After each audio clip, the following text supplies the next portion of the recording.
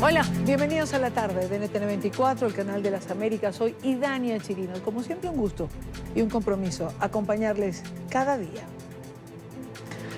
Comenzamos con el informe de la ONG Human Rights Watch sobre abusos de grupos armados ilegales en el Catatumbo, una región del nororiente de Colombia cercana a la frontera con Venezuela. Según el documento, hay casos de asesinatos, desapariciones, violaciones sexuales, reclutamiento de menores y desplazamiento forzado. El informe de 70 páginas titulado La guerra en el Catatumbo resulta la radiografía más actualizada de la situación social y de orden público que se vive en esa región fronteriza con Venezuela.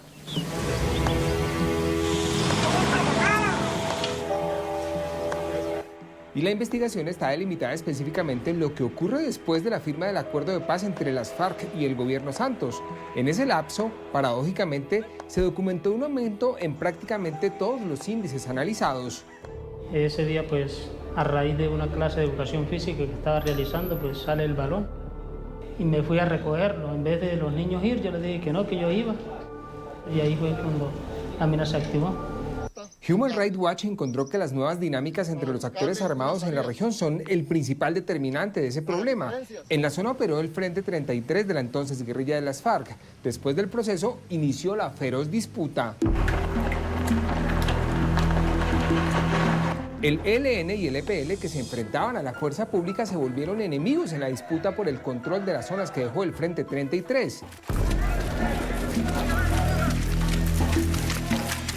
Esos combates recrudecieron después de 2018 y en ese cóctel se sumó un nuevo actor, las disidencias del Frente 33. Al menos 70 hombres, según documentó Human Rights Watch, con testimonios recogidos en la zona.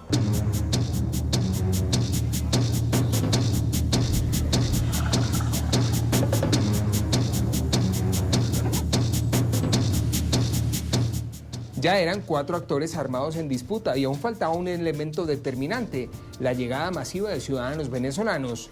Aquí todos los días, todos los santos días hay 2 y 3 muertos. Más de 80 entrevistas realizadas en abril de este año, recopilaciones documentales, consultas de documentos e informes oficiales que están recogidos en este informe final. El informe de Human Rights Watch también relata cómo miles de venezolanos huyen desesperados de su país por la crisis y terminan metidos en el conflicto armado internacional colombiano. Dice la ONG que los grupos ilegales controlan los pasos fronterizos entre Colombia y Venezuela. Desplazamientos. Las cifras gubernamentales recogidas en el informe de Human Rights Watch hablan de 40.000 personas desplazadas en el Catatumbo desde 2017. La mayoría de los casos ocurrieron en 2018. A la región del Catatumbo, que a partir... Y los principales responsables, el ELN y el EPL. Pero en 2018 los enfrentamientos entre estos grupos y la fuerza pública se convirtieron en otra de las principales causas de desplazamientos. En 2019, en el Catatumbo, hubo 4 desplazamientos masivos en los municipios de Teorama, San Calixto, El Tarra, Acarí y Playa de Belén que afectaron a más de 800 personas. Homicidios. La tasa de homicidios en el Catatumbo es 3 veces más alta que la nacional, 79 por cada 100.000 habitantes. Los grupos ilegales asesinaron a 109 civiles en 2018. Esa cifra a julio de este año va en 77 asesinatos.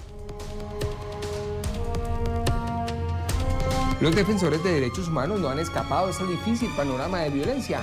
Dice el informe que van 14 asesinatos desde 2017.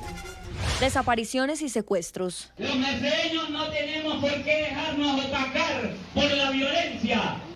Este grave delito también sube en el Catatumbo, según documentó Human Rights Watch con fuentes oficiales.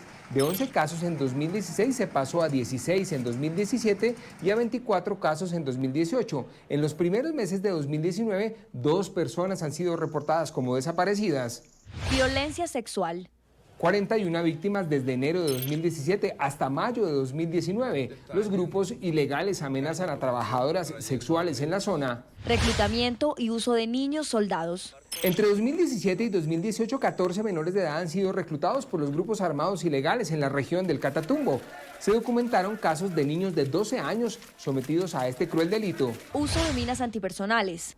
Los residentes locales dicen que el ELN y el EPL siguen utilizando estos artefactos. 4 muertos y 65 heridos en minas antipersonal desde 2017 en la región, con artefactos sembrados recientemente o en otras épocas. La fuerza pública retiró 92 minas y destruyó 55. Venezolanos en la zona. En el Catatumbo, los grupos ilegales controlan los pasos informales, también llamados trochas. Fue imposible en este informe documentar la cifra exacta, pero solo en 2018 fueron contabilizados 9.106 venezolanos. Estimaciones de Naciones Unidas hablan de 25.000 personas en 2019 en la región del Catatumbo. 19 venezolanos fueron asesinados en la región en los últimos meses. José Miguel Vivanco, director para las Américas de Human Rights Watch, reiteró en rueda de prensa desde la capital de Colombia, desde Bogotá, lo que el informe señala. En Colombia y fuera de Colombia es probable que exista la impresión que con el acuerdo de paz, con la firma de los acuerdos, la situación se ha resuelto y el país está en paz. Señores, el país está en guerra, en el Catatumbo. Eso es guerra. Y es conflicto armado de acuerdo a todos los índices y a los principios consagrados específicamente en el protocolo 2 de los convenios de Ginebra. Y no cabe duda alguna que el ELN y el EPL también, quizás el Frente 33 de la FARC, como es más nuevo y ha ido creciendo, y son subgrupos y disidencias de la FARC, es una cosa distinta. Pero el ELN es ciertamente un grupo bien estructurado y que opera en términos que califica según el protocolo 2 de los convenios de Ginebra. Para Vivanco, la infancia venezolana es de muchísima preocupación. Hay niños venezolanos que están siendo reclutados también. Eso se lo podemos decir con total certeza. Hay niños venezolanos, niños que pueden ir entre los 10 años y los 14 años, reclutados por la fuerza, por el ELN, por el EPL y también por el Frente 33 de la FARC. Los niños son presa fácil y aquellos que están raspando coca se exponen a ser capturados por estos grupos, sometidos por los grupos y obligados a participar en actividades delincuenciales. Son las 5:12, ha cambiado el reloj. 5:12, hora costa este de los Estados Unidos. Revisamos otros temas que hacen parte de la agenda informativa de este día. Es noticia la Fiscalía General del Ecuador, que solicitó prisión preventiva contra el expresidente Rafael Correa. Durante una audiencia pública en la Corte Nacional de Justicia, la fiscal general Diana Salazar pidió encarcelar a Correa, radicado en Bélgica, por presuntos delitos de cohecho y asociación ilícita, en el marco de la investigación Sobornos 2012-2016. La Fiscalía General también solicitó prisión preventiva para el ex vicepresidente Jorge Glass, el exsecretario del Agua Walter Solís y el exsecretario de la Administración Vinicio Alvarado. El Ministerio Público investiga aportes irregulares al movimiento oficialista Alianza País, organización de la cual Correa era el líder.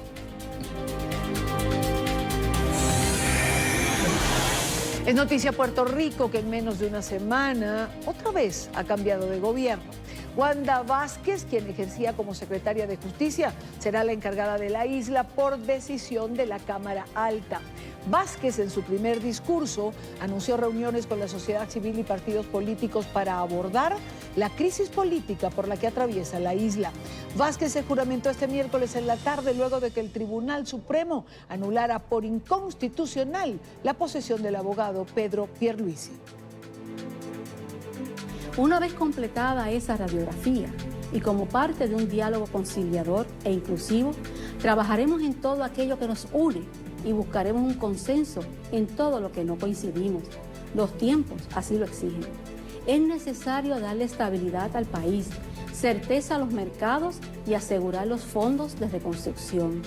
Y pondré todo mi empeño y esfuerzo genuino para lograr que la isla continúe firme en su camino hacia la recuperación total. El momento histórico así lo manda, pues estamos ante una coyuntura donde el respeto a la voluntad del pueblo será la base de la reconstrucción de Puerto Rico. La gobernanza no es un ejercicio unilateral, requiere la participación legítima del pueblo en las decisiones. apoyado en los derechos, en las libertades y responsabilidades consagrados en la Constitución.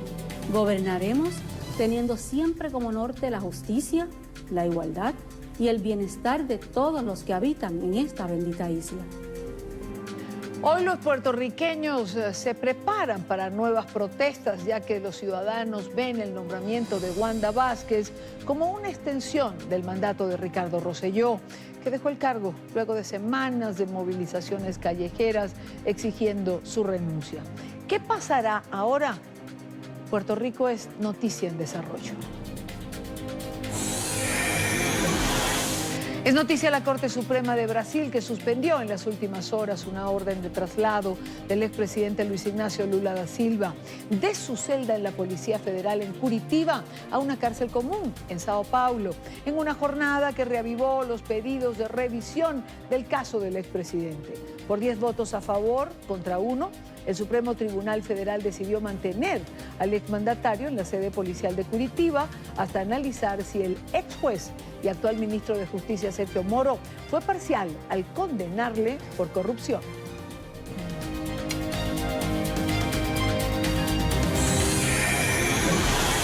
Es noticia el nuevo anuncio del régimen de Nicolás Maduro, donde señala que se levanta de la mesa de diálogo, esta vez la que mantenía con representantes del gobierno interino de Juan Guaidó en Barbados.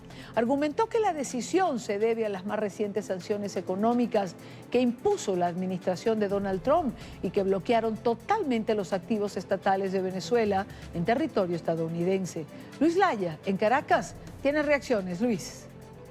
Hola, buenas tardes. Nicolás Maduro anunció este miércoles que se retira de la mesa de diálogo en Barbados. No envió a su delegación a las reuniones que estaban planteadas para jueves y viernes de esta semana. Señaló que esto se debe a la orden ejecutiva firmada por el gobierno de Estados Unidos, pues aseguró esto era una puñalada trapera que afecta a la economía nacional y era apoyado por varios de quienes denominó traidores a la patria. El imperialismo norteamericano se volvió loco y metió una puñalada trapera al alma de Venezuela, a la vida económica de Venezuela. Y ellos salieron a hacer fiestas, a aplaudir. En esas condiciones, no. Tras el anuncio de Nicolás Maduro de no enviar a su delegación a Barbados y levantarse de la mesa de diálogo ante la nueva sanción impuesta por el gobierno de Estados Unidos, las reacciones de los líderes democráticos no se han hecho esperar. El representante de Juan Guaidó ante el mecanismo de Oslo, el vicepresidente de la Asamblea Nacional, Stalin González, criticó la decisión a través de Twitter y aseguró que lamenta que tras decir que estaban abiertos a hablar, se retiren. Asimismo, la líder de Vente Venezuela, María Corina Machado, entiende que la reacción de Nicolás Maduro es porque en el mundo lo ven como un hombre no dispuesto a cumplir los acuerdos a los que se pueda llegar en ese diálogo. Indica es una farsa y por eso endurecen sus medidas. Le quedó muy claro al régimen que ese cuento no se lo comen más. Se le puso fin. Se dijo hasta aquí. Si Maduro lo que pretendía es que iba a levantar las sanciones con ese engaño, pues bueno, creo que quedó muy clara que la señal de la comunidad internacional es que no se van a levantar las sanciones, sino que van a venir más. Además, señala que los intereses de Nicolás Maduro son económicos y al ver frustradas sus opciones por las sanciones decide retirarse. Señaló que es el efecto de la orden ejecutiva, que calificó como acertada. Es correcta porque contribuye a cerrar los mecanismos de financiamiento ilícito que tiene este régimen utilizando la plataforma financiera de los Estados Unidos. Es oportuna porque ha servido para precisamente ponerle fin a la farsa de diálogo y dejar claro que es una mentira. Distintos parlamentarios venezolanos han exigido que continúe la presión al régimen de Nicolás Maduro. Esperan pueda lograrse una salida democrática y pacífica a la crisis que vive el país, mientras que el propio Maduro pidió a Diosdado Cabello emprender nuevas acciones, esta vez más fuertes en contra de quienes señaló como traidores a la patria. Y ya sabe lo que hablamos, Diosdado. Vamos a activar una contraofensiva con la Asamblea Nacional Constituyente, con todos los poderes, y vamos a hacer justicia. Varios de los líderes democráticos en Venezuela han señalado que es necesario continuar ejerciendo presión, bien sea a través de las sanciones o intentando retomar esta mesa de diálogo para poder sacar a Venezuela de la crisis en la que está a través de una forma pacífica y democrática. Han indicado que más allá de las decisiones de Nicolás Maduro, es importante conseguir un cambio. Desde Caracas, Venezuela, para la tarde de NTN 24, Luis Alejandro Laya. Gracias, Luis Alejandro, por la información. A esta hora, cuando son las 4:19 en Quito, en Ecuador, quiero saludar a Gustavo Tarre Briceño, embajador de Venezuela ante la Organización de Estados Americanos. Embajador, buena tarde, gracias por acompañarnos. Buenas tardes, Idania, siempre es un gusto. Igual para nosotros tenerle. Embajador, ¿era previsible que Maduro se levantara de la mesa? ¿Era cuestión de tiempo, quizás? Yo no creo que era previsible el momento, lo que no creo que nadie pueda haber sido tomado de sorpresa. Todo esto es una jugarreta en el fondo para ver si sigue ganando tiempo. Yo estoy seguro que dentro de unos días van a volver a la mesa y bueno, habrán ganado 3, 4 días, que no es mucho, porque ya esta negociación está llegando a su punto final. Si no se produce un resultado en cuestión de días, de 1 o 2 semanas, esa negociación naufraga definitivamente y ya entrarán a jugar otros factores que puede ser la profundización de las sanciones o la invocación por parte de Venezuela del Tratado Interamericano de Asistencia Recíproca. Del cual vamos a hablar en unos minutos, pero en las últimas horas, embajador, se produjo un debate en torno a las declaraciones de John Bolton en Lima, en relación a las conversaciones, al diálogo en Barbados. Decía Bolton, abro comillas, el tiempo del diálogo ha terminado, es tiempo de la acción. Le pregunto cómo interpretó usted esta declaración, alrededor de la cual había todo un debate el día de ayer. Bueno, yo creo que el señor Bolton se adelanta por unos días. Lo más probable es que tenga razón, pero hay que agotar hasta el último momento la oportunidad de conseguir una solución negociada. Hay muy pocas razones para ser optimista. El propio discurso de Maduro, las amenazas contra dirigentes de la oposición, la batalla que él afirma que va a dar, basándose nada menos que en la Asamblea Nacional Constituyente, que es el órgano más espurio de los que acompañan a la dictadura. Bueno, todo eso nos indica que no hay ninguna voluntad de diálogo y que este proceso en Barbados va a naufragar porque Maduro no tenía intención en ningún momento de llegar a un acuerdo. Y eso abre entonces, como dice el señor Bolton, abre las puertas de la acción. El presidente interino, el presidente Guaidó, decía que él iba a seguir en la mesa. Unos estaban a favor, otros estaban en contra de esto. Le pregunto, embajador, ¿es una manera el haber continuado? ¿Es una manera de agotar todas las posibles salidas? ¿De que no se le reclame mañana al gobierno interino que fue por su culpa, quizás, que no hubo una solución negociada? Absolutamente, Dania, es exactamente lo que ocurre. No puede permitirse el presidente Guaidó que digan que no fue posible una solución negociada por intransigencia de parte de la oposición. Se ha asistido al diálogo, con una tremenda firmeza. Las negociaciones no han avanzado, han avanzado muy poco, podemos decir, y en los puntos esenciales, la delegación que representa al presidente Guaidó ha sido absolutamente muy clara. No puede haber una elección presidencial con Maduro en la presidencia de la República. Tiene que haber una elección presidencial, no una elección parlamentaria como pretende la dictadura. Tiene que haber un gobierno de transición y tiene que haber elecciones realmente libres. Ese es el punto básico de cualquier negociación. Ese es el punto que se ve reforzado por las medidas tomadas por los Estados Unidos en las últimas horas. Embajador, un grupo de senadores republicanos, entre quienes se encuentran Marco Rubio, Reed Scott, le han enviado una carta el día de hoy a la señora Mogherini, a la alta representante de la Unión Europea, solicitando que alinee las sanciones, la Unión Europea, con Estados Unidos y Canadá. ¿Cree que esto es posible, sobre todo ahora que Maduro se ha levantado de la mesa y que para ellos era, digo, la Unión Europea era algo importante que se intentara negociar? Pero yo creo que efectivamente es muy importante que la Unión Europea se sume a las sanciones. Y la preferencia que ellos hasta ahora han expresado, y esperemos que muy pronto la asuman, son las sanciones personales, que son realmente las que más les duele. Recuerden que estamos en presencia de un gobierno de delincuentes, de una banda de ladrones que ha tomado por asalto el tesoro público, y lo que más les molesta a ellos es que se les está quitando la oportunidad de disfrutar el dinero mal habido, de gastarlo en los sitios donde ellos querían hacerlo. Ya no puede ser en Estados Unidos, ya no pueden ir a Orlando, no pueden ir a la Florida. Lo importante es que no puedan pensar que van a ir a Madrid o a París o a Roma y que tendrán que gastar ese dinero en Teherán o en Minsk o en Managua. Y eso realmente a quienes se han enriquecido de la manera tan grosera que hemos visto en Venezuela no es nada atractivo. Y por eso esas sanciones que la Unión Europea puede dictar en un plazo relativamente corto van a tener una efectividad muy grande. Embajador, hablemos ahora del TIAR que finalmente está en la OEA. El Tratado Interamericano de Asistencia Recíproca ya está en la organización. ¿Qué procede ahora, embajador?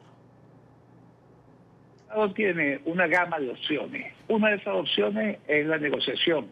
Esa negociación se está llevando a cabo en Barbados y, como antes decíamos, va a culminar en un plazo muy, muy breve. O el gobierno cede y en ese caso, pues, tendrá que irse. O el gobierno decide no aceptar las condiciones que la democracia exige y en ese caso, pues, vienen las otras opciones previstas en el TIAR, que son opciones económicas, opciones diplomáticas, opciones militares, y es una gama que se está analizando con los países que integran el tratado, la mayoría de los cuales son países que han reconocido al gobierno de Guaidó.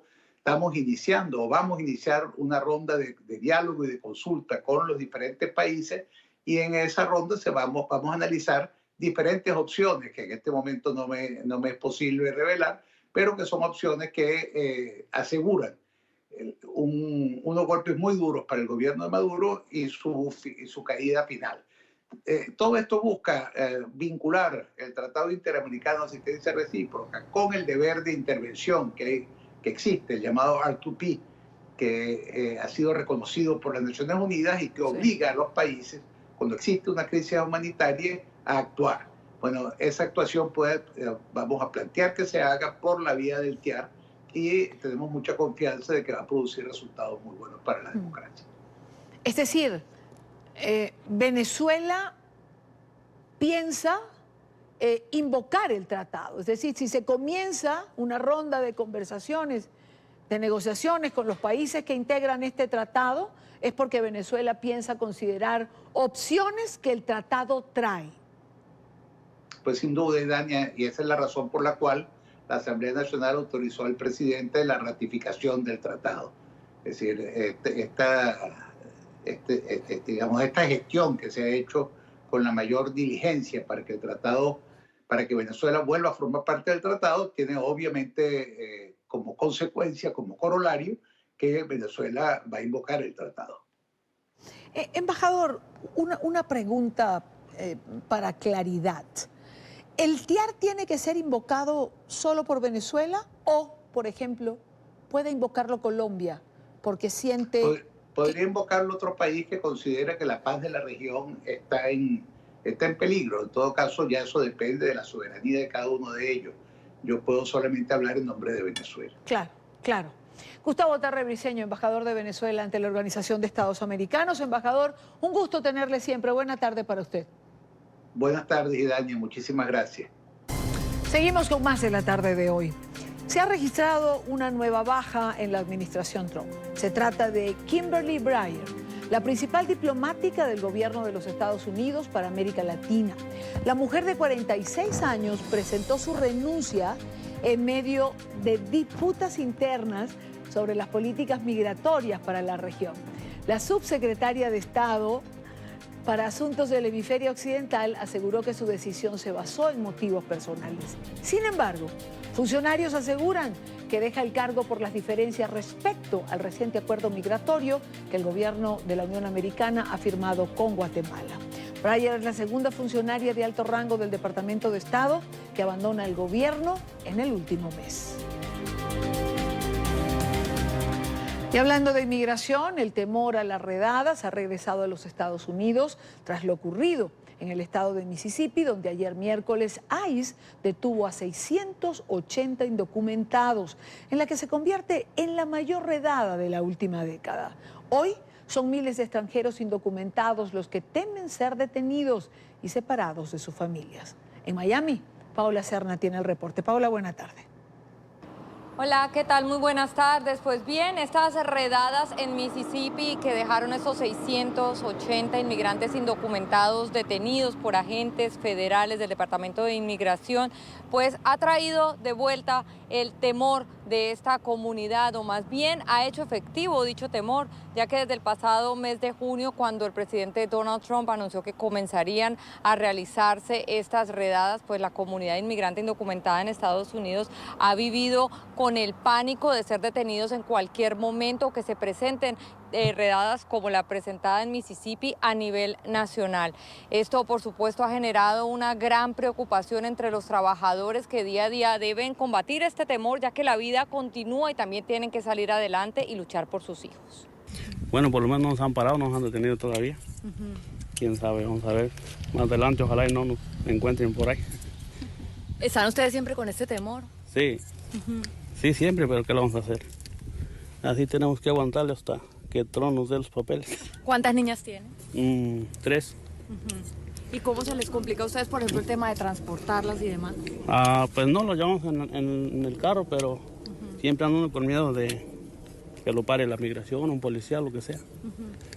Pero así tenemos que, como quiera, llevarlas. ¿Pero han sentido ustedes como más temor últimamente en los últimos años? Pues sí, por lo que cuenta la gente, la televisión, todo eso, todo lo que está pasando.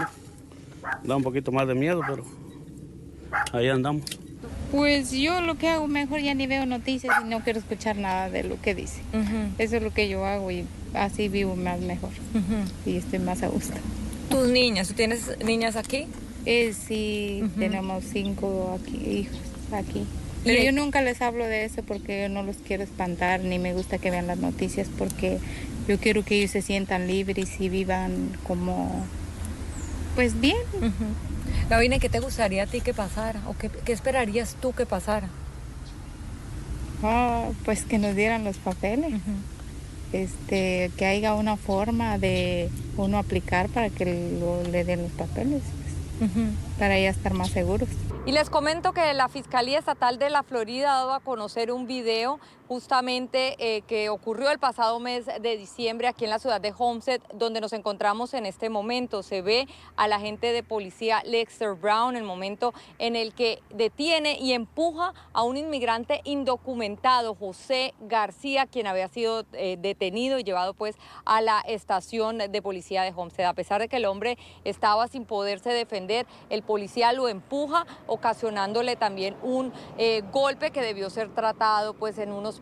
De acuerdo con la Fiscalía, el agente mintió en el reporte que dio a la estación diciendo que el inmigrante se había lastimado por no dejarse detener. Esto pues según la investigación no es cierto y el hombre en este momento, el agente pues ha sido suspendido y enfrenta también una multa de $10,000. Es por ahora la información que tenemos desde Miami. Soy Paola Serna. Continúen con más desde nuestros estudios centrales. Buenas tardes. Gracias, Paola. Buena tarde para ti. Recordemos cuáles han sido las redadas más significativas en Estados Unidos durante la era del presidente Trump. Las primeras tuvieron lugar tanto en viviendas como en lugares de trabajo de Atlanta, Chicago, Nueva York, Los Ángeles, Carolina del Norte y Carolina del Sur. La oficina de ICE en Atlanta confirmó la detención de 200 personas y en Los Ángeles ICE arrestó a 161, un total de 361 personas. Esto ocurría en el año 2017. Posteriormente, en el 2018, el gobierno de Trump deportó a 256.086 personas inmigrantes, un incremento del 13% con respecto al año anterior.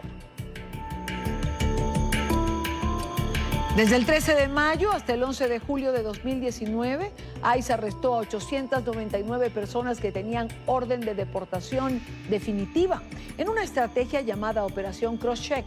La mayoría tenía condenas penales.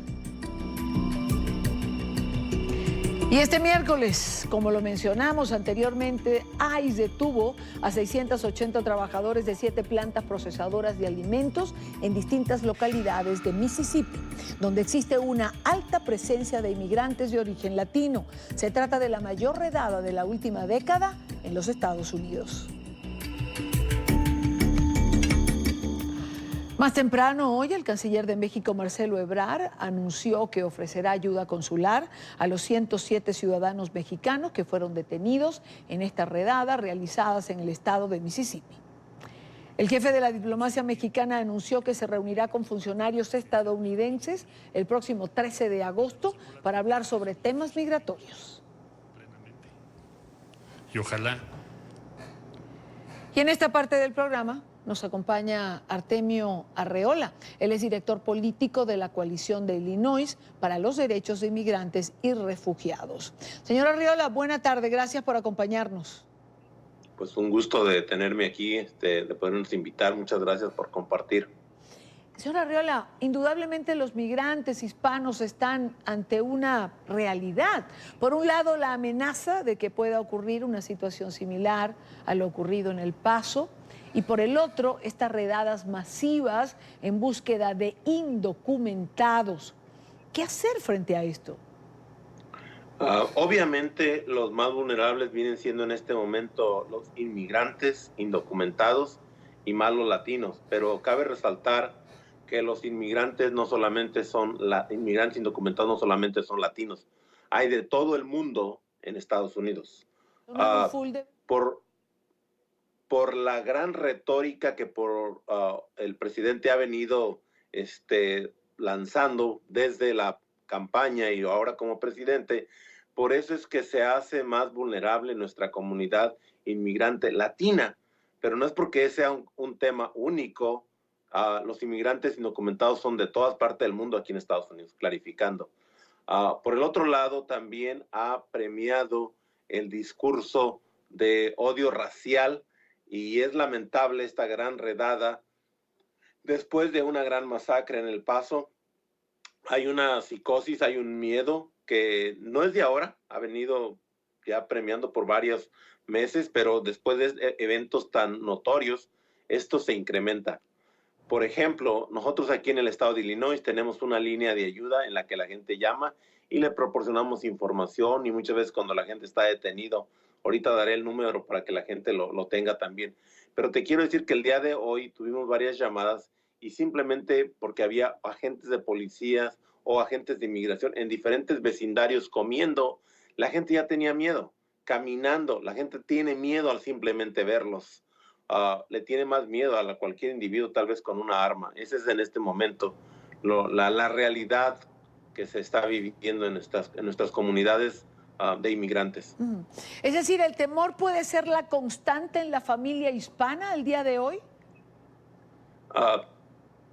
Primero, no solamente hace 2 días antes de la redada, era en todo el mundo porque podías encontrar un loco disparando ahí que trajera la consigna de la supremacía blanca, ¿verdad? Después de hoy se incrementa mucho más ese mismo miedo, pero ahora en la comunidad indocumentada. Pero no te estoy hablando solamente de las personas que no tienen documentos, porque nuestras familias son mixtas. En una familia puedes encontrar ciudadanos, naturalizados o nacidos acá, residentes e indocumentados. Y por un miembro que sea afectado le va a doler a toda la familia. Entonces, siempre estamos ahorita con el temor de que pueden ser 10 en una familia y uno ser indocumentado, se va a trabajar. ¿Qué está pasando?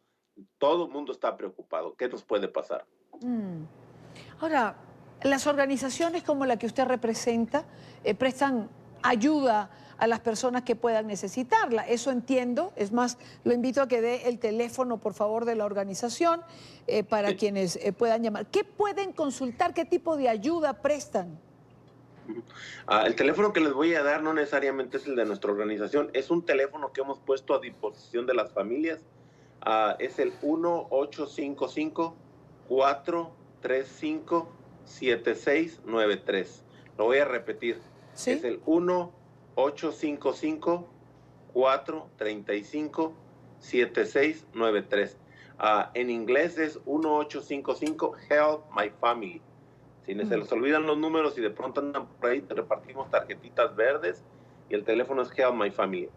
Lo que pueden encontrar ahí son recursos legales o asistencia personalizada y hay otras cantidades de servicios, ¿no? Cómo hacerte ciudadano, cómo renovar tu DACA, dónde hay talleres informativos, todo eso está en esa línea. Hay diferentes extensiones que pueden marcar, pero también si quieren hablar con una persona siempre lo van a poder hablar. Y también hay personas que contestan en diferentes idiomas, porque esto no es exclusivo de inmigrantes latinos la gran mayoría. Por ejemplo, aquí en Chicago hay más polacos que en Polonia, que en Varsovia. Hay las comunidades hindú, hay otras comunidades grandes de inmigrantes muy fuertes, bastante grandes aquí en el área de Chicago, en las grandes ciudades como Nueva York también. Y eso es lo que pueden encontrar en nuestra línea de ayuda. También pueden reportar redadas, pueden reportar lo que está ocurriendo y nosotros mandamos un equipo de respuesta rápida. Esta árbol o esta red de apoyo está en el estado de Illinois.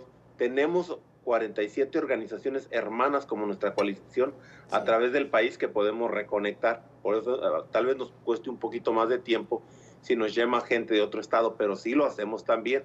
Es que si nos pueden llamar, los reconectamos a buscar servicio legal. Te pongo un ejemplo. Ahorita tú acabas de mencionar que de los 107 mexicanos que fueron detenidos, que el consulado pone a disponibilidad para la defensa de los derechos de estas personas o derechos consulares, pues mira, lo que estas personas van a necesitar es asistencia legal, porque muchas de ellas tienen 10 años en este país, tienen buen carácter moral, y muchos de ellos pueden demostrar que su separación o deportación va a causar un daño grande a un ciudadano americano. En este caso, muchos son sus hijos. Fue lo que yo estuve viendo en los reportes. Estas personas pudiesen tener una manera de quedarse aquí, pero tienen que tener un proceso legal y hay que contratar un abogado. Pues muchas veces no tienen el dinero para eso también. Entonces, nosotros tenemos organizaciones de abogados que a bajos costos o sin costo les pueden ayudar. Entonces, como eso que está haciendo el canciller de México, deben de hacer muchos otros países para ayudar, pero a tener asistencia legal, tal vez en sus propios consulados, con abogados certificados en Estados Unidos que le puedan asistir a estas personas caso por caso. Es decir, lo recomendable en esta circunstancia como la que se presentó en Mississippi es asesorarse legalmente. Muchos de ellos, eso es lo que le entiendo, señora Arreola, a pesar de haber sido detenidos, pueden justificar su permanencia en el país. Tienen una manera de pedir un permiso de trabajo. Hay un proceso en el cual pudiesen quedarse, pero para eso necesitan tener asistencia legal. Ahora, cada caso es diferente, no funciona como que el remedio de la tía o de la abuela, no, pues que tómate esto, a mí funciona así. No. Claro, en esta cuestión es caso por caso, es diferente. Mi recomendación para la gente que nos esté escuchando es que no se esperen a que llegue inmigración y los detenga, ¿verdad? Si pueden, vayan a un taller de asistencia en el cual le digan más o menos un diagnóstico qué fuese lo que ocurriese el día que te llegan a detener. Si tienes una opción o no la tienes. ¿Para qué? Para que si no la tienes, mejor ni gastes, porque a lo mejor ese dinero lo vas a ocupar si te vas. Claro, lo que pasa, señora opción, Arreola, lo que pasa es que yo creo que el miedo los paraliza. Es decir, hasta ir a consultar les da temor hacerlo, no entendiendo que es mejor tener claridad sobre el caso particular. Efectivo. Cada uno tenemos un caso diferente. Entonces, hay iglesias, hay organizaciones en sus comunidades en el cual pueden preguntar, ¿verdad? Ahora, con un abogado, por lo regular, la primera consulta es gratis también. El abogado le puede decir más o menos su caso. Y de plano le va a decir, si tienes oportunidad, el día que te agarren, esto es lo que tienes que tener. Ténganlo a la mano. Si no, de una vez mejor ahorren y mejor si los van a llevar, ni modo, ¿verdad? Claro. También que tengan un plan. Deben tener un plan. ¿Con quién dejan los niños? ¿Quién vende el carro? ¿Qué hacen con la casa? Tienen que tener un plan. Desafortunadamente, esto que te voy a decir es la verdad, pero a veces no la queremos enfrentar. Es como todos sabemos que nos vamos a morir y pocos hacemos un plan para el día que este momento llega, ¿verdad? Más o menos así, te lo pongo así de crítico porque así lo es, ¿ok? Estando en este país y no tenemos documentos, probablemente en algún momento va a ocurrir. Entonces tenemos que tener un plan. ¿Qué va a pasar? ¿Quién va a recoger el niño? Hay que firmar cartas, tenemos que tener un beca preparado todo ese espacio, ¿verdad? No se esperen a que lleguen. Ahora hay espacios, hay lugares, llamen a nuestra línea de ayuda, los podemos recomendar con organizaciones de asistencia legal. Hay una organización nacional que se llama National Immigrant Justice Center también. Por teléfono les pueden dar un diagnóstico, les pueden decir cuál es su caso, más o menos. Y totalmente gratis, les ayudan algunas organizaciones. Claro, para tener el diagnóstico finalmente, ¿no?, de cada caso. Sí, ahora, sí, porque... sí, dígame, señora Arriola. Aquí la cuestión es cómo encontramos todos estos recursos para ayudar con lo más que se pueda, ¿verdad? Claro. Lidiar, y tú lo dijiste muy clarito, en un momento de crisis todo se nos olvida, a veces no sabemos qué hacer. Pues no esperemos a que llegue ese momento, hagámoslo lo más pronto posible. Claro, claro. Señora Arriola, una última pregunta. Sí, dime. Evidentemente, este tipo de redadas, como la de Mississippi, el verbo encendido del presidente Trump en relación a la migración, hay una gran cobertura mediática, pero le pregunto, ¿por qué se tenía menos información de las deportaciones de Obama en su momento, cuando Obama está reconocido como el presidente que más deportó inmigrantes en Estados Unidos? No entiendo la pregunta. ¿Por qué ahora Obama está señalado, el presidente Obama, como el presidente que más deportó? Pero sin embargo, no había toda esa cobertura, no teníamos toda esta información. Wow, pues mire, hemos venido preparando nuestra comunidad para que sepa reaccionar en un momento de crisis. Lo que ha retrasado el que sea una familia deportada es porque tiene conocimientos de qué hacer. Creo que en el periodo de Obama hacía falta mucho más el conocimiento. Ahora la gente sabe no abrir la puerta, sabe que tiene que estar bien informado y también sabe que tiene derechos, independientemente y los está ejerciendo. Eso no quiere decir que esta administración no esté arrestando más, solo que no ha podido deportar más, porque la gente tiene más conocimientos. Ahora, después de 10 años puede quedarse. Bueno, cada vez tiene 4 años más. Ahora el presidente Trump, hay gente que ya cumple más tiempo, se les crea oportunidades para poder quedar. Pero él no lo dijo, no lo prometió y lo está cumpliendo. Dijo, voy a ser peor que Obama. Quiero ser más malo, quiero deportar más. Él lo dijo desde campaña y toda esta intención es de cumplir lo que él dijo. Quiere construir el muro, que aunque no sirve para nada, lo hemos dicho, pero es un símbolo de asustar al pueblo americano, bajar más recursos y demostrarle que es más malo a la base conservadora republicana a la cual él le ha prometido ser mano dura contra los inmigrantes. Pues señor Arriola, le agradezco muchísimo el que haya estado con nosotros estos minutos en NTN 24. Un placer y aquí estamos en contacto. Le voy a poner aquí en pantalla también, este es el número, esta es la tarjetita, para que las personas puedan volver, copiar, tener el número, compartirlo con sus familiares en Estados Unidos. Y que por favor nos llamen, ¿ok? Lo hemos puesto en pantalla, señor Arriola. Excelente. Lo hemos puesto varias veces, así que no se preocupe, que la gente ha podido copiarlo y ha tenido tiempo a lo largo de nuestra entrevista de copiar ese número a través del cual pueden obtener información. No solo en Illinois, sino como usted ha dicho, hay 47 organizaciones a nivel nacional y ustedes pueden redireccionar esas llamadas. Muchísimas gracias. Efectivamente. Cuídese, hasta luego. Hasta luego. 5:55 minutos. Sentido adiós a las víctimas de la masacre en El Paso, en Texas. Este miércoles fue entregado el primer cuerpo de una de las 8 víctimas mortales de origen mexicano del tiroteo en El Paso. Se trata de la maestra Elsa Mendoza Márquez. El carro fúnebre cruzó la frontera con destino a Ciudad Juárez, donde la esperaban amigos y familiares. Otros 3 cuerpos serán repatriados en las próximas horas. Y antes de ir a la pausa, las Naciones Unidas han reaccionado a la decisión de Maduro de retirar a su equipo negociador de la mesa de negociaciones en Barbados. La ONU reafirmó su deseo de que los venezolanos encuentren un camino pacífico y negociado a la crisis en el país. Este jueves también ha trascendido una nueva reacción de parte de la alta comisionada de los derechos humanos, Michelle Bachelet, sobre la extensión de las sanciones que Estados Unidos impone a Venezuela. Alejandro Rincón tiene la información. Hola, feliz tarde para todos. La determinación de Nicolás Maduro de levantarse de la mesa de diálogo establecida en Barbados envía un mensaje confuso a la comunidad internacional reunida aquí en la ONU. Hace solo 2 días, su embajador a Naciones Unidas, Samuel Moncada, decía abiertamente a la prensa que estaban comprometidos con el avance y la continuidad de ese proceso de diálogo en materia política. Sin embargo, esa decisión de Nicolás Maduro va en contravía de esa voz entregada esta misma semana. Una realidad de la cual ha tomado nota la Organización de Naciones Unidas. Como lo sabemos, a través de la declaración que entregó hoy el portavoz del secretario general de Naciones Unidas, Antonio Guterres. Así recibe el organismo internacional la decisión de Maduro.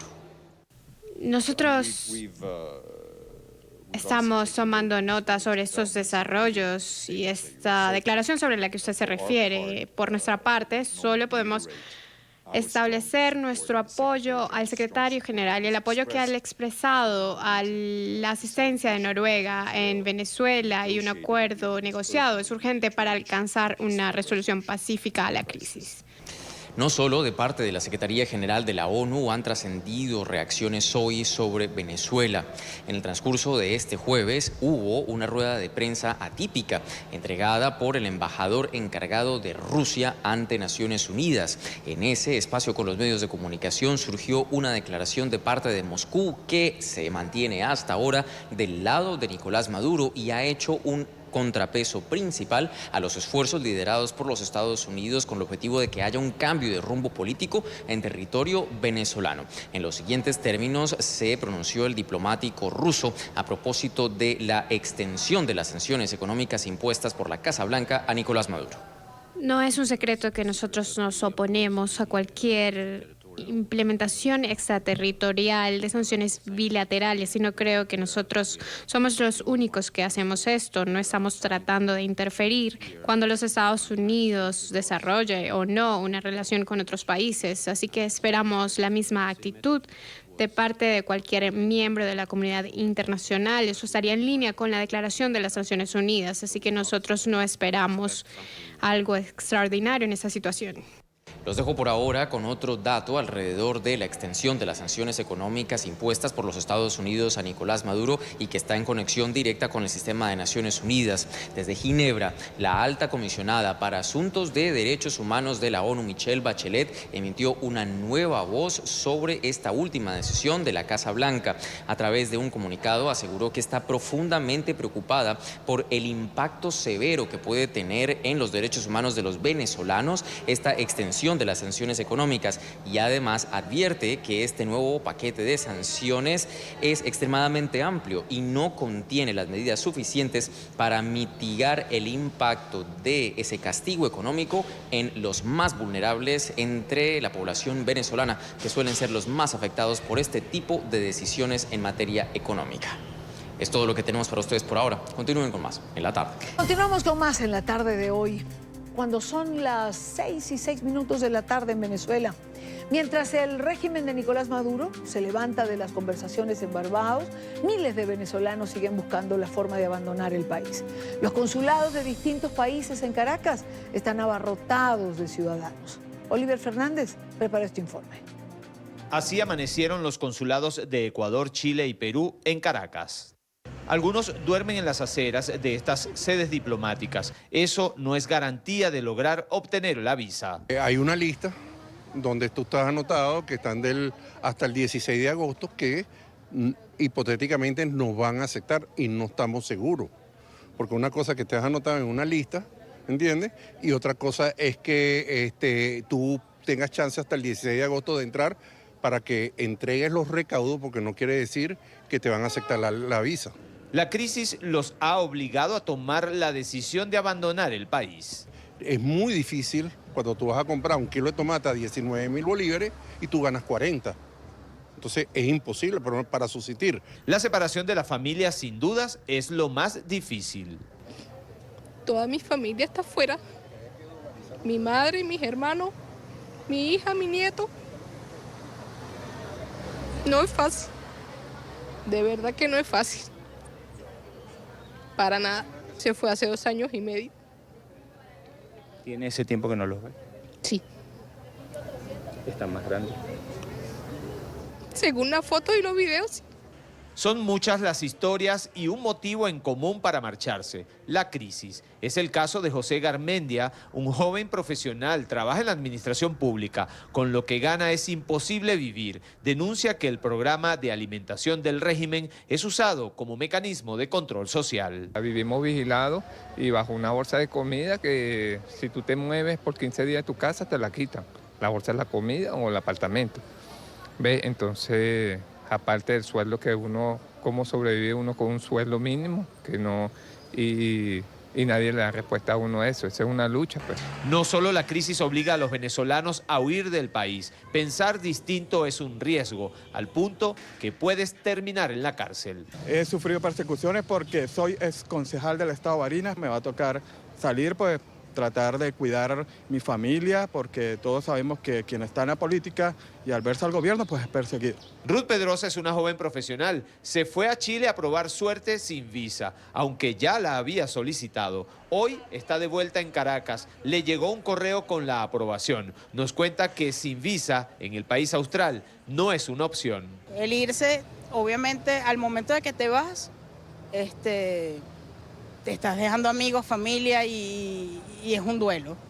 A pesar de las restricciones, los venezolanos amanecen en los consulados. Chile, Colombia, Ecuador y Perú siguen siendo los destinos más buscados. Es la información que manejamos desde Caracas. Continúen con más de la tarde de NTN 24. Gracias a Oliver Fernández por la información. Nos acompaña en nuestros estudios el día de hoy el embajador del gobierno interino de Juan Guaidó, el embajador de Venezuela ante Colombia, Humberto Calderón Berti. Embajador, buenas tardes. Hola, buenas tardes, Idania, ¿cómo estás? Bien, bien, gracias por acompañarnos, un gusto tenerlo aquí. Un placer.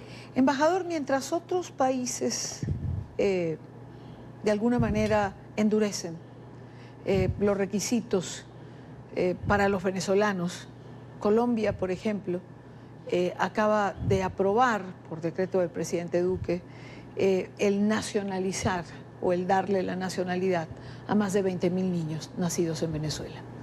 Conversaba con Héctor Chamis hace unos días y me decía, realmente esto es un ejemplo para otros países. Es algo histórico, lo definía usted. Sin duda. Mira, la generosidad mostrada por el gobierno del presidente Duque, por los funcionarios, el canciller y los distintos funcionarios de alto nivel, hacia la población venezolana, hacia los migrantes venezolanos, no tiene parangón en ninguna parte del mundo. Esa es la verdad. Yo estaba en España antes de venir para acá y llega una patera con 100 subsaharianos o del norte de África, y aquello era la primera página de los periódicos. Aquí a Colombia están llegando 5.000 al día, de los cuales se estima que se quedan 2.500. No hay país que haya acogido más al migrante venezolano que Colombia. Esto va a significar, Idania, de verdad, un punto de inflexión en las relaciones entre nosotros y Colombia, porque esto no hay manera de pagarlo. No hay forma como agradecer eso, lo que Colombia ha hecho. Nosotros recibimos muchos colombianos en Venezuela, es cierto. 2,5 millones había en el año 1980, pero llegaron durante muchísimos años. Claro. Aquí el año 2015 en Colombia había 117.000 inmigrantes de todas partes del mundo, 117.000. Un país que no estaba abierto a la inmigración. Ya han llegado oficialmente 1.400.000 venezolanos, muy pobres, muy desasistidos, muy poco equipados desde el punto de vista profesional y con grandes necesidades. Y el gobierno le ha tendido la mano a todos ellos. Hay en este país cerca de 600.000 venezolanos con permisos especiales de trabajo. ¿En qué país del mundo le da un permiso de trabajo a alguien? En ninguno, ¿me entiendes? De manera tal de que ha habido una generosidad y una hospitalidad hacia Venezuela increíble hacia los venezolanos. Y ahora esto que acaban de hacer el presidente Duque y sus altos funcionarios de las instituciones colombianas, permitir la nacionalidad de 24.000 niños venezolanos, hijos de padres indocumentados. Oye, nacidos aquí que no eran ni venezolanos ni colombianos. Y acaban de sacar esa resolución, no fue un decreto, sino una resolución mediante el cual se le puede otorgar la nacionalidad. Nosotros ahora le vamos a dar a venezolana, pero ellos nos van a hacer el trabajo, porque ellos van a poder hacer el proceso de registro que nosotros no estamos en capacidad de hacer. E inmediatamente nosotros le vamos a dar la nacionalidad venezolana para que sean colombianos y venezolanos. ¿Qué país del mundo le da a los niños acá no se confiere nacionalidad a hijos de indocumentados, aunque nazcan acá. Y ahora sí lo van a poder hacer los venezolanos. Es un gesto increíble, ¿no? Increíble. De manera que yo quiero aprovechar este momento, ojalá y me estén oyendo los amigos de Migración, el doctor Kruger, Felipe Muñoz, Eduardo González, el ministro Carlos Holmes Trujillo, el propio presidente Duque. La forma como ellos se han comportado con nosotros es increíble y el agradecimiento de nosotros hacia ellos es profundo. Escribía yo hace unos días, Colombia grande y Colombia generosa. Yo creo que usted ha dicho algo que muchos pensamos. Nunca nos va a alcanzar el tiempo para agradecer a Colombia la generosidad y la solidaridad que ha demostrado con el pueblo venezolano. Embajador, ¿qué tienen que hacer los padres de los niños que han nacido en territorio colombiano? Que vayan a registraduría y presenten la certificación de haber nacido acá los niños y los van a registrar como ciudadanos colombianos. Y eso les permite acceso a educación, a la salud, y ellos mismos después, los padres, podrán a lo mejor convertirse en ciudadanos colombianos, porque al ser los hijos colombianos pueden llamarlos y reclamarlos a ellos. Esto no estoy seguro, pero creo que puede ser el procedimiento. Pero de manera tal que es un procedimiento relativamente sencillo. Pero hay otra cosa que tienen que hacer los paisanos de nosotros. Los permisos especiales de trabajo, como te dije anteriormente, han sido 600.000 los otorgados, pero se han vencido ahora los otorgados el año 2017. Fueron 68.000. Pero no los han actualizado, sino la mitad.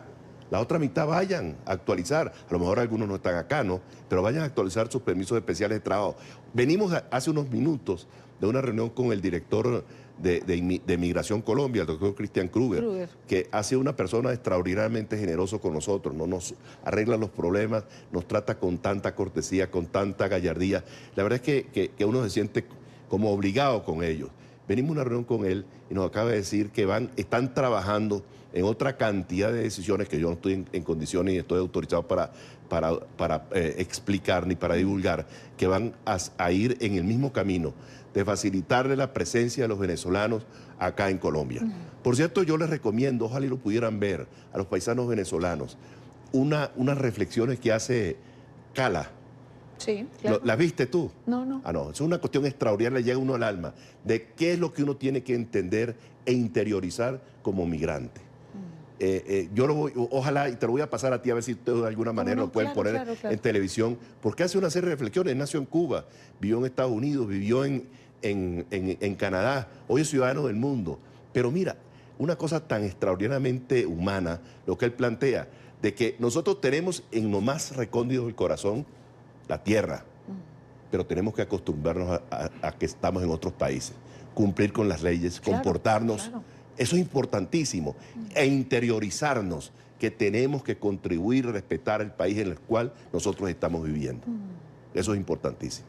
Es importante y lamentablemente, porque hay que decirlo, hay quien se equivoca, hay quien viola las leyes, hay quien se mete en problemas o los crea, y eso al final nos perjudica a todos los venezolanos que estemos en alguna parte del mundo, ¿no? Eso tiene una explicación, mira. Un venezolano que haya nacido en los últimos 20, 25 años, ¿qué ha visto, Idania? Esto. ¿Qué es lo que tenemos en Venezuela? Anarquía, irrespeto a las leyes, poco concepto de ciudadanía. Esa es la verdad. Entonces viene a un país donde hay instituciones, donde hay leyes, donde hay separación de poderes, y entonces la gente le cuesta acostumbrarse a entender que eso existe. Y eso es condición fundamental para el arraigo, que tú entiendas la cultura, que tú entiendas las costumbres de la gente, que tú respetes su manera de pensar y su manera de ser, porque aquí nos están recibiendo, nos reciben en Ecuador, nos reciben en Chile, en Perú, y lo primero es tratar de integrarnos a esas sociedades. ¿Cómo nos integramos? Comprendiéndolos a ellos, no tratando de ser que ellos sean como nosotros, no.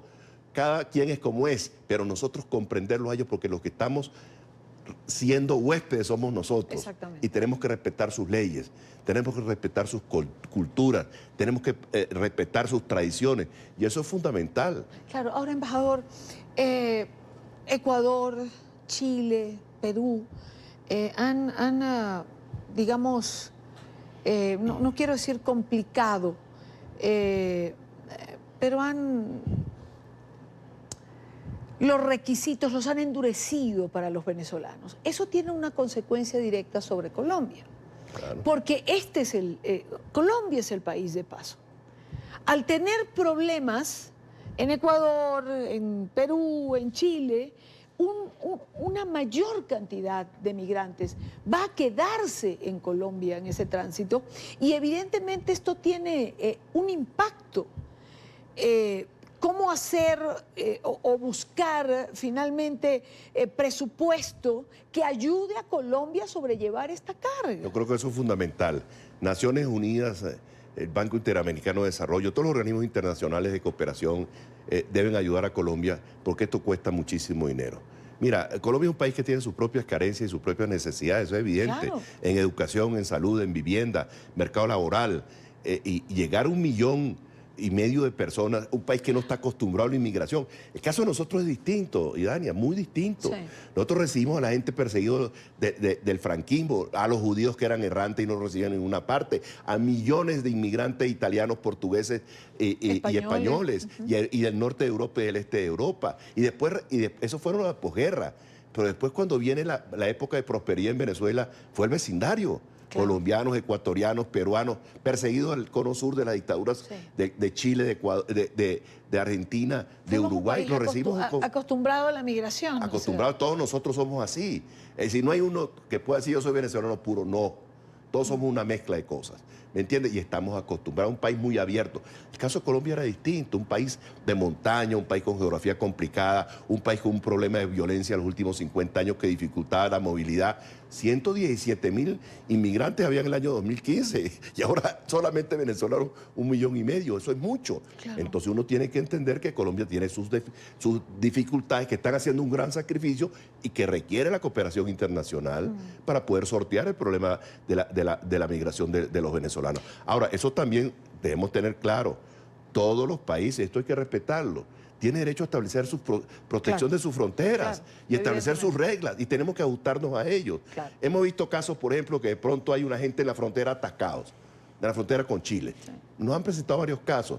Por favor, vayan a los consulados de Chile y pidan sus visas democráticas, cumplan con la normativa que ha establecido Chile, porque lo que no es justo es que la gente se presente y diga, aquí estoy yo soy venezolano, soy inmigrante, déjenme pasar. No, cumplan con las leyes de manera tal que póngansela fácil a los gobiernos de Ecuador, de Perú, de Chile y también, por supuesto, de Colombia. ¿Cómo evitar, embajador, reacciones que uno no quisiera que se presentaran, pero también hay que entender en un momento determinado algunas reacciones de carácter xenofóbico? Por ejemplo, cuando la gente piensa que va a ser desplazado de los puestos de trabajo o que el mercado laboral se reduce porque hay venezolanos que están llegando y entonces los pueden contratar por menos dinero. Mira, la verdad es que te voy a ser sincero. Yo creo que yo aquí en Colombia no he visto brotes protuberantes de xenofobia, no existen. A eso ha ayudado mucho, que los colombianos fueron para allá, que hay 500,000 acá, nacidos allá, que son hijos de padres venezolanos, todo eso ayuda. Esa permeabilidad en la frontera de La Guajira y del norte de Santander y del Arauca, eso ayuda muchísimo, ¿no? Entonces aquí xenofobia no, en otros países de América Latina sí, y en Europa también. Pero yo aquí en Colombia hay casos aislados, pero que no son unas cosas de la sociedad.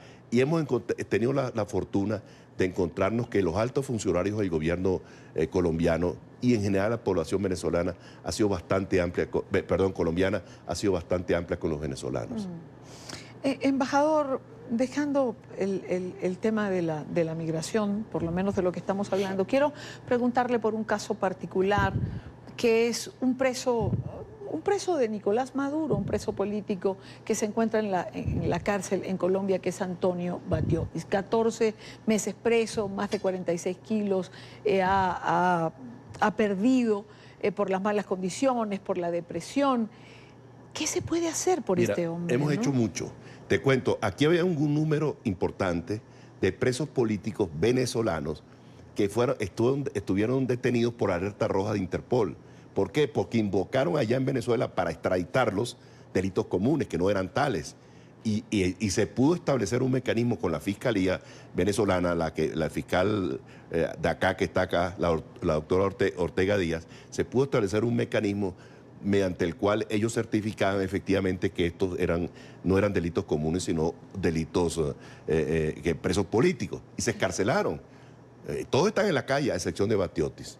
¿Por qué Batiotis no? Porque el gobierno del régimen venezolano, al no poderlo extraditar desde acá porque no es ciudadano venezolano, establecieron una triangulación con Grecia, con el gobierno de Chipras. Entonces invocaron delitos cometidos allá y eran falsos. El único delito que ha cometido el señor Batiotis es un delito de tráfico hace 20 años, pero está preso.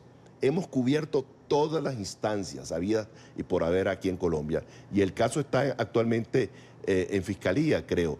Nosotros fuimos, yo le mandé una nota al fiscal respetuosa donde le alertaba sobre esto. Le decía, por favor, vea, revise este caso. Hemos hablado de otras instancias importantísimas de Colombia.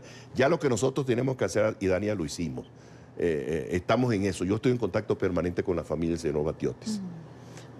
Ojalá y se pueda lograr la libertad del señor Batiotis más temprano que tarde. No lo puedo dejar ir, embajador, sin preguntarle en relación al diálogo y a lo dicho por Maduro el día de hoy, de no sentarse a la mesa, de romper el diálogo. Bueno, ya lo había anunciado Delcy Rodríguez también, ¿no? A raíz de las sanciones de los Estados Unidos.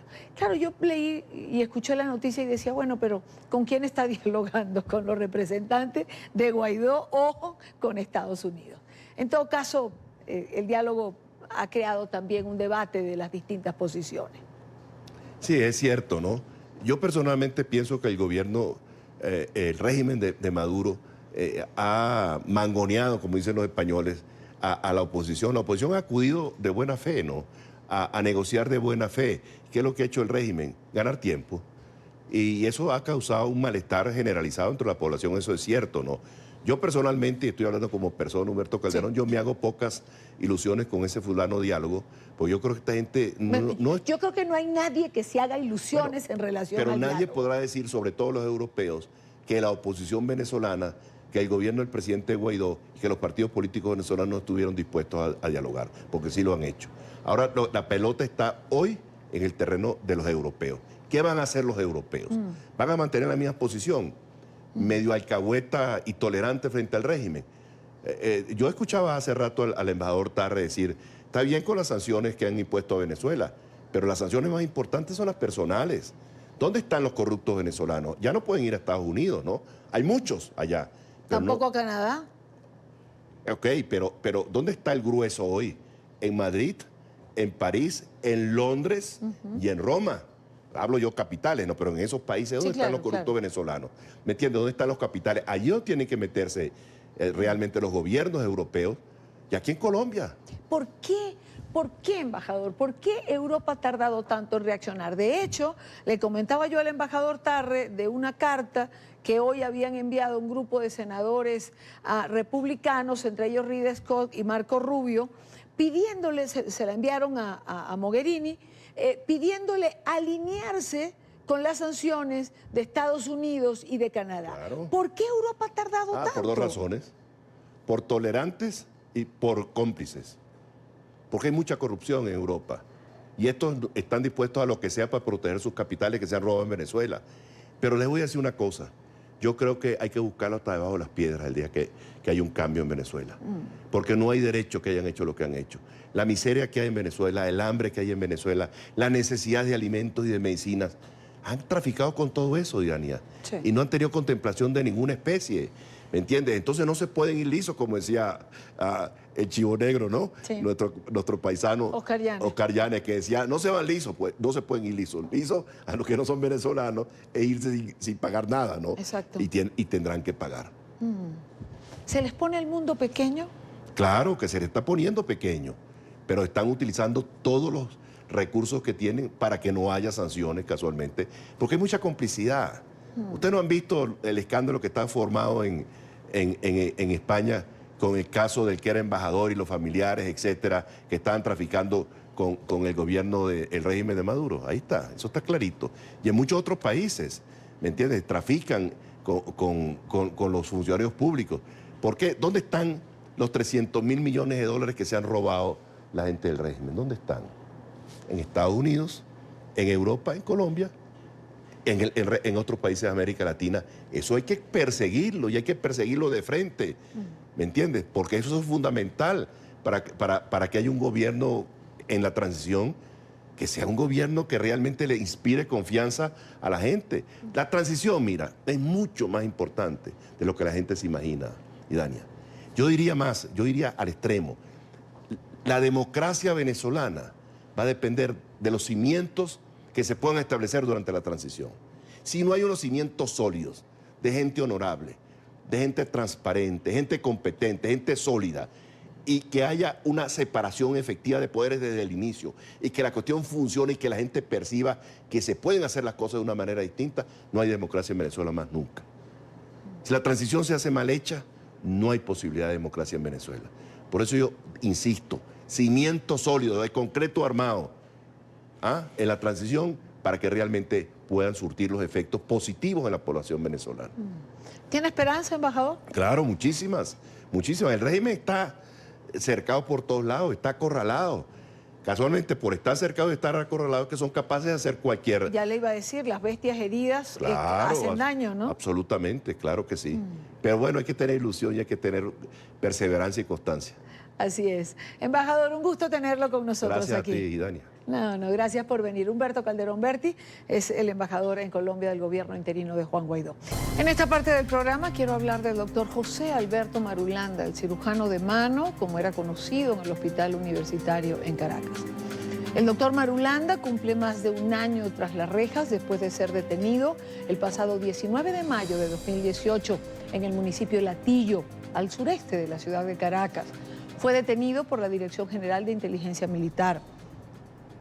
A pesar de ser civil, Marulanda es procesado por un tribunal militar que lo acusa de traición a la patria e instigación a la rebelión militar, debido a su relación sentimental con una oficial de la Armada, a quien se le acusa de participar en un levantamiento militar. Torturado de diferentes maneras, se encuentra hoy en la cárcel militar de Ramo Verde.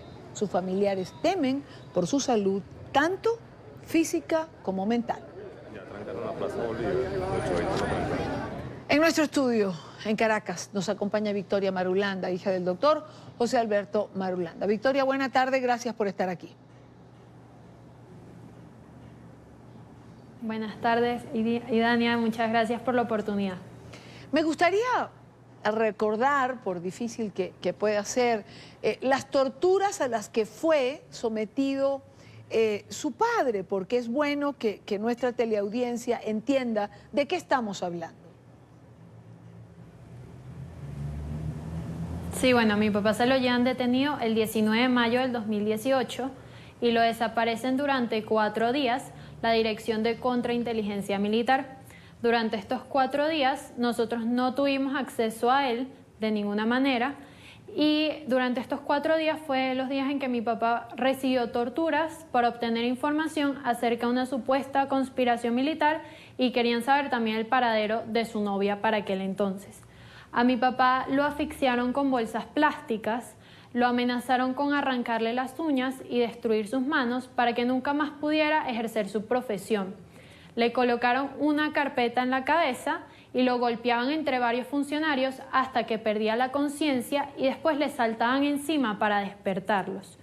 Le hicieron pasar hambre, sed, lo golpeaban entre varios. Muchas veces es por esto que mi papá perdió la audición en el oído derecho. Tuvo varias lesiones a nivel del torso, tiene una lesión hoy en día en la columna.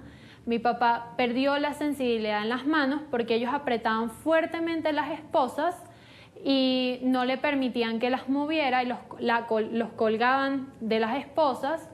Y bueno, sí, eso más que todo. Bueno, es realmente una crónica del horror cuando uno tiene la oportunidad de escuchar a lo que son sometidos los presos políticos en Venezuela. En el caso de su papá, además, es un preso político sin hacer política, porque era un profesional de la medicina. Sí, mi papá ha ejercido su profesión como doctor por más de 25 años Era profesor universitario, director del posgrado de cirugía de la mano de la Universidad Central de Venezuela, y hoy está preso, está siendo acusado de instigación a la rebelión militar.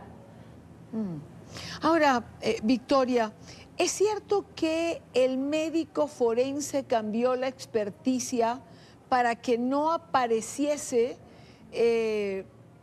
las consecuencias de la tortura a las que fue sometido? Sí, te lo voy a explicar como nos lo explicaban a nosotros los abogados. Por favor. A mi papá, luego de esos 4 días, lo presentan a un tribunal militar. La persona que lo había revisado antes de que él fuese presentado la primera vez en tribunales militares no fue la persona que aparece, que firma el informe médico forense del expediente de mi papá.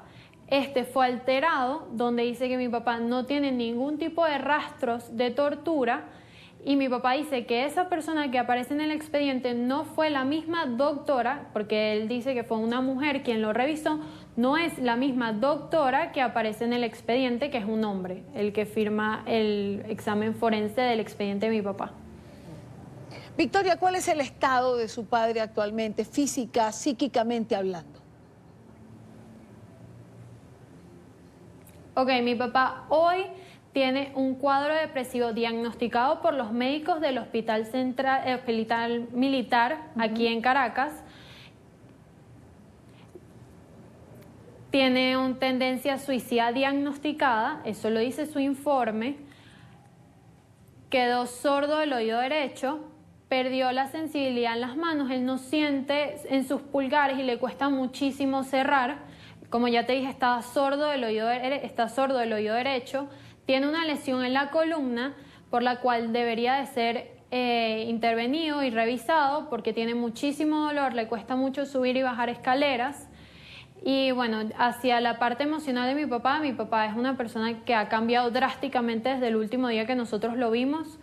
Él emocionalmente no está bien, es una persona sumamente inestable, llora muchísimo, tiene cambios de humor que son bastante preocupantes para nosotros, sobre todo sus hijos, que somos los que vamos a visitar. Y bueno, esto es producto de torturas, y por más que las torturas físicas han parado, por lo menos las torturas que ya van hacia la parte emocional de la persona han continuado. A mi papá tardaron 10 meses en que le dieran chance de que al primer médico lo revisara. Fueron 10 meses donde mi papá no recibió ningún tipo de atención médica.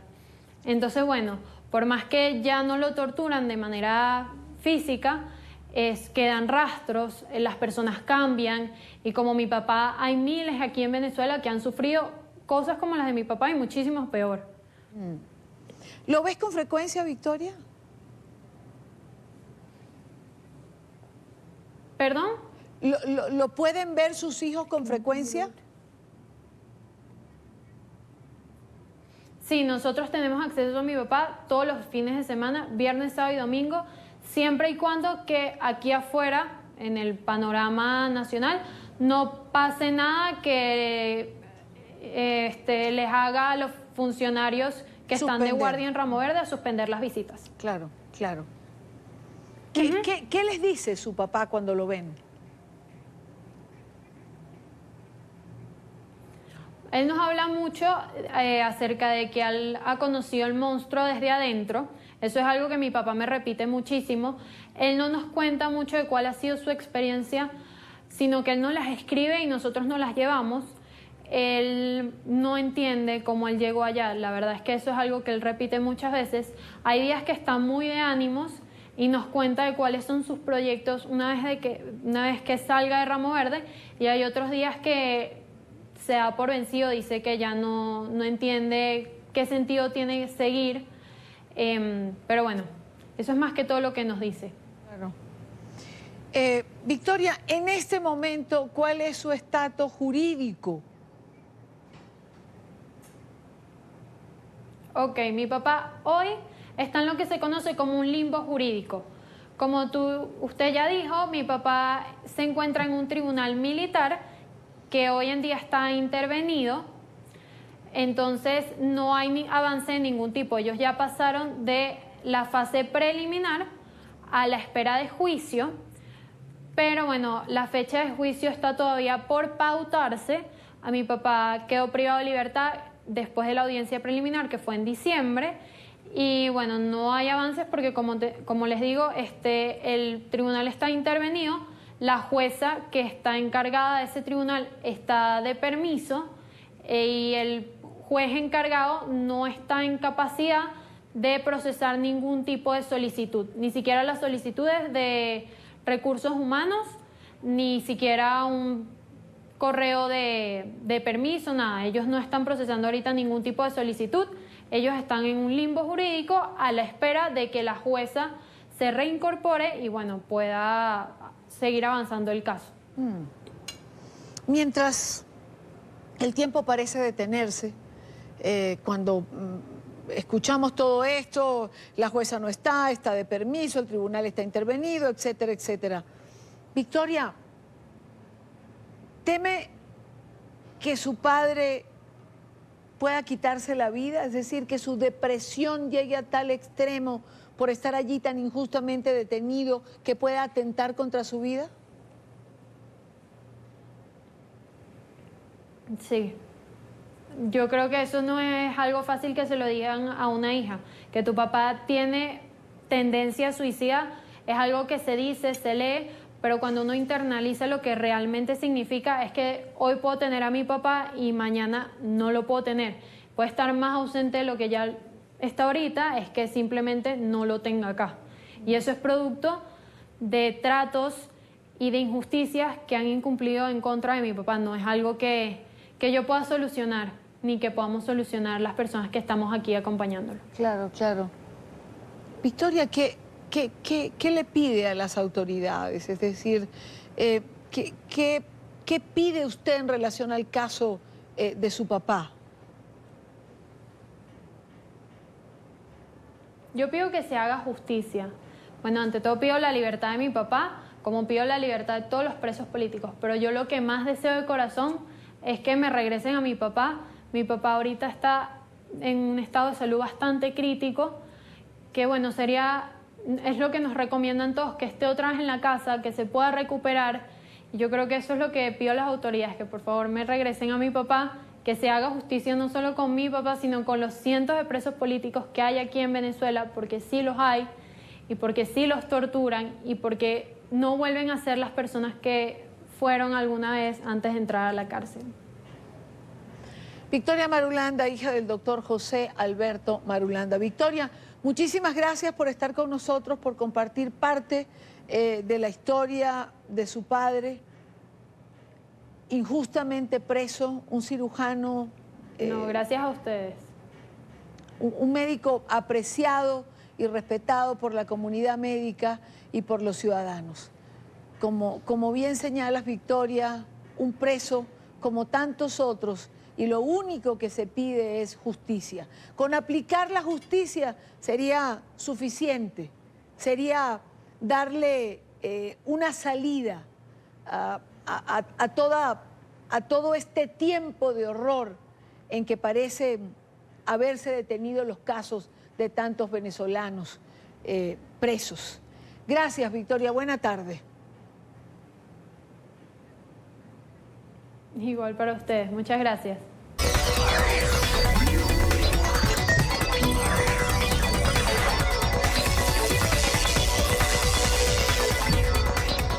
Samsung Electronics presentó en Nueva York el Galaxy Note 10, su nueva línea de smartphone enfocada en la productividad y en la creatividad. Nuestro periodista Álvaro Dávila se encuentra en Nueva York y nos explica las novedades que trae este nuevo teléfono inteligente. Álvaro, buena tarde. Hola Dania, para mí es un placer estar contigo aquí en la tarde para hablar de tecnología y nuevas tendencias. Te saludo desde Nueva York, donde recientemente se lanzó el Samsung Galaxy Note 10, el nuevo dispositivo de la surcoreana Samsung, que está enfocado en creatividad. Le va a permitir a los usuarios ir un poquito más allá, ser más creativos, crear contenido que es realmente lo que está demandando actualmente el mundo. Y este dispositivo pues cumple a cabalidad porque da rendimiento, tiene una pantalla mucho más grande. Además, le permite tener una batería a los usuarios que dura casi en promedio 2 días si no se utiliza a un rendimiento total, y de un día si se utiliza con un rendimiento full óptimo, es decir, grabando video, que es lo que nos gusta a nosotros los periodistas todo el tiempo.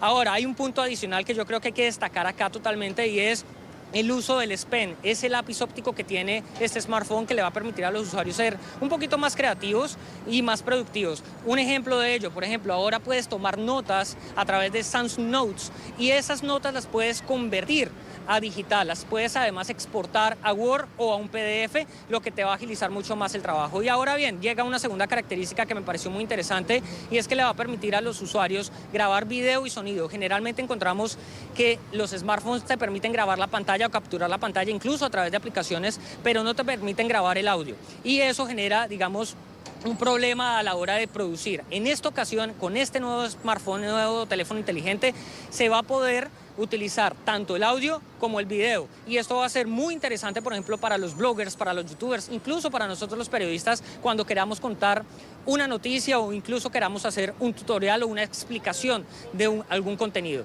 Esas dos características me parecieron muy interesantes. Ahora, yo creo que este dispositivo está muy enfocado en la parte de video. Le va a permitir a los usuarios, por ejemplo, hacer profundidad, tener profundidad de campo cuando están grabando, le va a permitir hacer un zoom al audio en un cuadro determinado para tener un mejor sonido y además le va a permitir manejar super steady o estabilización óptima dentro del video, pues para que esos videos que nosotros grabamos no queden con ese movimiento generalmente que causa mucha molestia cuando subimos nuestros contenidos a las distintas plataformas. Entonces yo creo que es un dispositivo que cumplió a cabalidad en su lanzamiento, que mantiene su ADN en lo que se ha presentado en los diferentes años y que realmente pues yo creo que va a ser muy innovador y va a ser muy atractivo para los usuarios.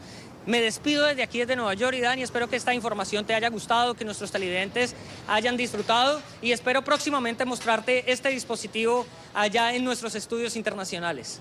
Seguro que sí, así será. Gracias, Alvarito. Gracias, como siempre, por estar con nosotros con tus noticias, sobre todo de tecnología. Con esto llegamos al final de la tarde. Recuerden seguir nuestras cuentas en Twitter, también en Instagram. Son plataformas para encontrarnos. Termina la tarde, comienza la noche. Jefferson Beltrán tendrá a José Miguel Vivanco, director para las Américas de Human Rights Watch, hablando del informe que hoy se ha presentado en Bogotá, en la capital de Colombia. Nosotros les esperamos mañana a la misma hora para compartir, debatir, analizar la agenda informativa del día. Buena tarde.